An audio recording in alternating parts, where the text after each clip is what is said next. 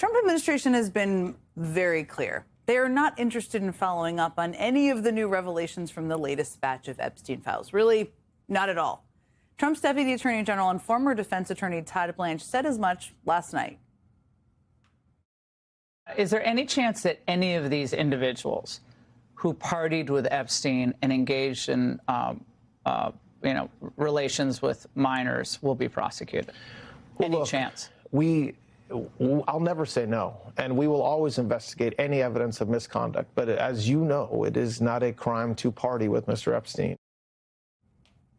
It's not a crime to party with Mr. Epstein. I guess not, technically, though he is a massive sexual predator, so I'm not sure it's something you'd brag about either.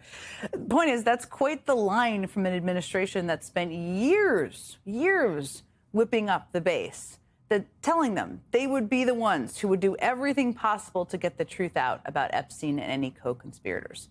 It's also quite a line considering the fact that the documents do appear to contain new information that, well, might be worth another look if one were so inclined, like communications between Epstein and Trump's Commerce Secretary Howard Lutnick, or between Epstein and Trump's top donor Elon Musk. I mean, Lutnick claims he spent zero time with Epstein, and Musk says he never partied with Epstein or went to his island.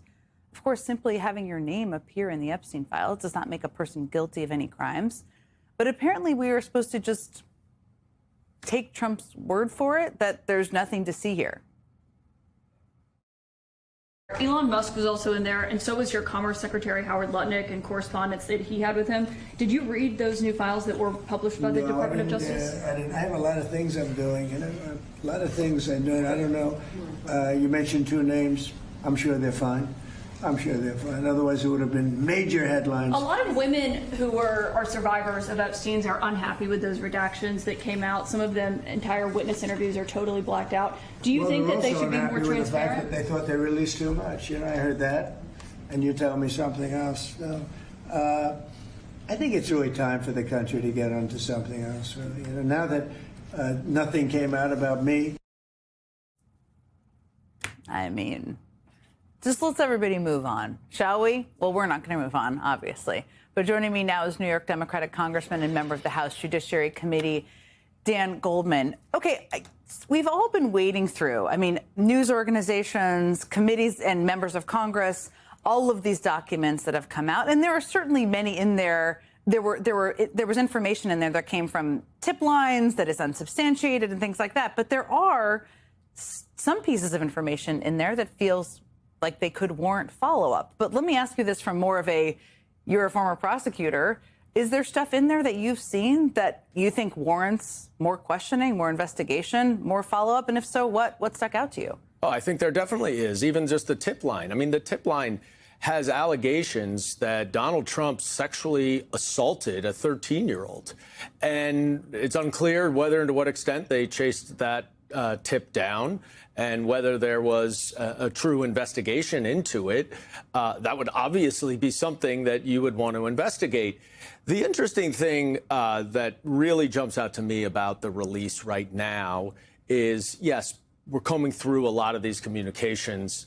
And certainly, I don't think anybody should be so glib as Mr. Blanche was about saying it's not a crime to party with a notorious sex trafficker, sexual predator who raped young kids at those parties. But the survivors that I have been communicating with are really upset. And they're upset for multiple reasons. They're upset because, notwithstanding all the time we heard about these redactions and why they were a month and a half late, and last March they were spending hours and hours, thousands of hours redacting. The redactions were incomplete. And the whole point of the redactions under the law is to protect victim identification information. They published nude photos of potential victims. They published, I saw one document that was literally the subject of an email was Epstein victim list. And there were about 30 plus, I'm sure you saw this, 30 plus names on it. One name was redacted. So it's not like they just missed the page. They chose not to redact those. And then when you hear the Department of Justice say, oh, there's nothing to investigate here, we would need, I think Blanche said in that interview with Laura Ingraham, oh, well, you know, the emails aren't enough. We would need pictures aren't enough. We would need witnesses. The survivors have been asking to meet with the Department of Justice, and they have not been given that opportunity. So how can you sit there saying you need witnesses when you are not allowing the witnesses to come in?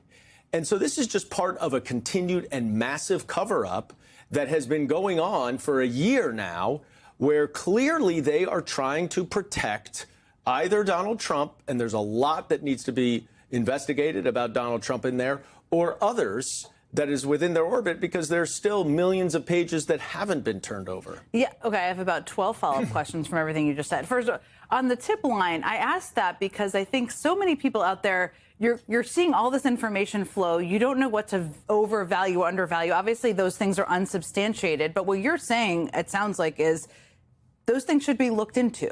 They should have been followed up, or they would have been followed up on, perhaps, by a normal Department of Justice. Absolutely. And ask questions about them, at least. Absolutely. And look, this case was with the Southern District for a long time. I'm sure that they did a lot of this investigation and some of this investigative work, whether it's the tip lines or not.